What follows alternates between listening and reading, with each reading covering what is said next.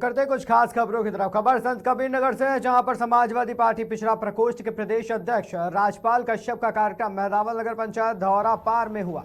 उन्होंने सरकार को उखाड़ फेंकने के लिए पिछड़ा, दलित और अल्पसंख्यक को एकजुट होने की सलाह दी। इस दौरान कार्यकर्ताओं ने उनका जोरदार स्वागत किया, जिसके बाद उन्होंने ये भी कहा कि समाजवादी पार्टी सभी वर्गों को एक साथ लेकर चलने वाली पार्टी है।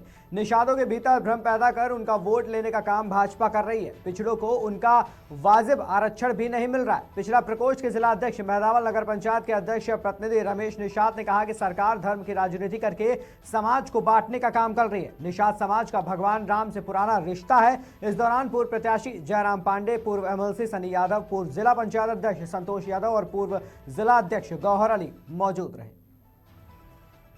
कार्यक्रम रहा यहाँ पे ये पीडीए की एक जनसभा थी और पीडीए पखवाड़ा चल रहा है समाजवादी पार्टी की तरफ से।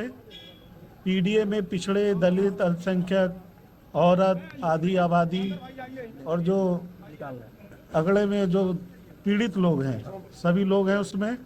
और पीडीए ही भगवान है, तो पीडीए में जागरूकता के लिए कार्यक्रम आज आयोजित हुआ है। कार्यक्रम रहा यहाँ पे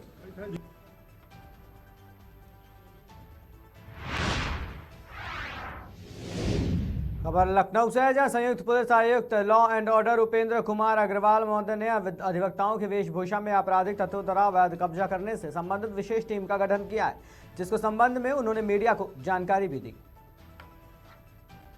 माननीय उच्च न्यायालय में गत वर्ष कुछ पीड़ित पक्षों के द्वारा किए गए थे, जिसमें मुख्य रूप से आरोप था कि कुछ आपराधिक तत्व जो है तथाकथित अधिवक्ता क्लेम करते हुए और काले कोट की आड़ में अवैध तरीके से जमीन और मकान कब्जाने में संलिप्त हो गए, जिसके विरुद्ध कड़ी कार्रवाई किए जाने की आवश्यकता है। इस रिट की सुनवाई समय समय पर हुई और माननीय उच्च न्यायालय द्वारा कई सारे इसमें निर्देश निर्गत किए गए हैं और इसकी सुनवाई वर्तमान में भी प्रचलित है। इसमें पुलिस आयुक्त कमिश्नर लखनऊ द्वारा एक एफिडेविट भी दिया गया और उसके विरुद्ध सख्त कार्रवाई करते हुए सारे विवरण उपलब्ध कराए गए एवं एक विशेष सेल, विशेष प्रकोष्ठ गठित करने की बात भी अंकित की गई, जिस क्रम में अवगत कराना है कि joint city law and order के कार्यालय में एक विशेष सेल गठित किया गया है, जिसमें एक उप निरीक्षक स्तर का अधिकारी है जो इसके समस्त डिटेल्स की मॉनिटरिंग करेगा।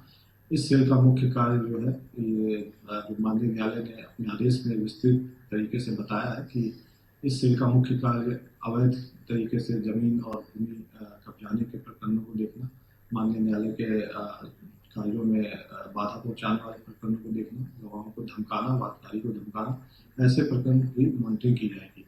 यहाँ यह भी अवगत कराना है कि थानों पर पूर्ववत शिकायतें ली जाएंगी और जिस तरह से वहाँ पर एफआईआर आदि कार्रवाई होती है वो की जाएगी। यदि किसी पक्ष को लगता है कि उसकी जमीन पर तथाकथित आपराधिक तत्वों ने अधिवक्ता खुद को स्वयं बताते हुए काले कोट की आड़ में कोई अपराध किया है और कोई गलत तरीके से मकान कब्जाने का प्रयास किया गया और उसकी सुनवाई यदि नीचे स्तर पर नहीं हुई है, तो वो अपनी बात म्युनिसिपल लॉ एंड ऑर्डर के कार्यालय में उपस्थित होकर रख सकता है, जिसमें सघन जांच कराते हुए आवश्यक विधिक कार्रवाई की जाएगी और ऐसे समस्त प्रकरणों की विस्तृत मॉनिटरिंग करते हुए इसको लॉजिकल कंक्लूजन तक ले जाया जाएगा। माननीय उच्च न्यायालय में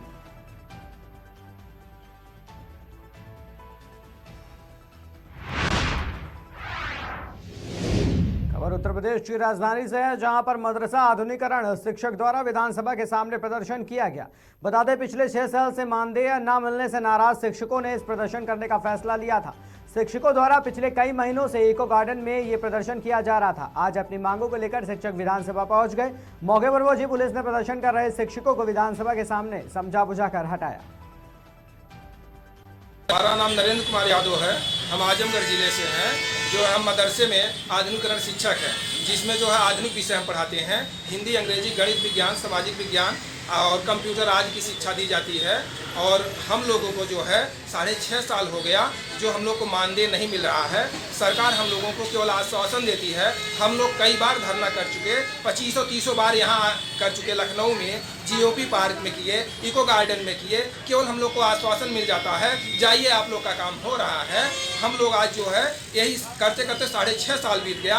अब हम लोग को परिवार जो है भूखा मर रहा है। जब कोई सुनवाई नहीं हुई तब हम लोग मजबूर होकर के हम लोग यहाँ विधानसभा में आए हैं। हम लोगों का 6 साल का बकाया नहीं दिया जा रहा है, न राज्य सरकार की तरफ से और न केंद्र सरकार की तरफ से। अब हमारा परिवार भूखों मर रहा है। हम लोग अब 30 साल से जो हमारी योजना चल रही थी उसको अचानक खत्म कर दिया गया, न कोई सूचना दिया गया, न कुछ बताया गया।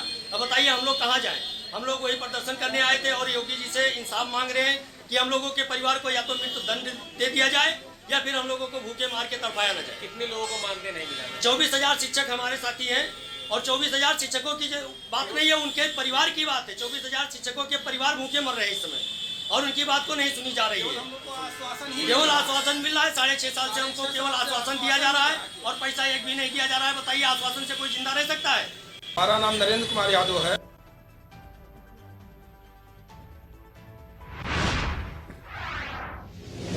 खबर बांदा से है, जहां राज्यपाल आनंदीबेन पटेल कृषि विश्वविद्यालय के 9वें दीक्षांत समारोह में शामिल हुई। राज्यपाल द्वारा रीजनल जिन बैंक और ग्रामीण महिला कौशल और उद्यमिता विकास केंद्र का उद्घाटन भी किया गया। इस दौरान उन्होंने एक नए महिला छात्रावास का शिलान्यास किया और ये भी कहा कि आंगनबाड़ी की महिलाओं और बच्चे ऐसे कार्यक्रम में उपस्थित होकर कुछ ज्ञान ले सके। इसके लिए हमें इस दिशा में सोचना होगा। गरीब के बच्चों को उन सभी संसाधनों का लाभ मिलना चाहिए जो आम आदमी के बच्चों को मिलता है। इस दौरान विश्वविद्यालय के कुलपति डॉक्टर नरेंद्र प्रताप सिंह, पुलिस के अधिकारी और अन्य लोग भी मौजूद रहे।